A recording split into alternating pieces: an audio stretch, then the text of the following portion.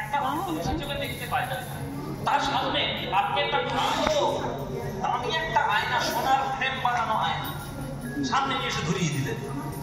মোবাইলে সেই সোনার ফ্রেম যুক্ত আয়না ওই অন্ধের কোনো কাজে লাগবে কি? কোনো কাজে লাগে? সে তো অন্ধ, সে তো দেখতেই পায়। তাই গৌরাঙ্গকে যে চেনে না, গৌরাঙ্গকে কি জানে না, গৌরাঙ্গের ভক্তি যারা করতে চায় না, তারা যত বড়ই পণ্ডিত হোক না কেন, হৃদয়ে কোনোদিন তাদের ভক্তির উদয় হবে।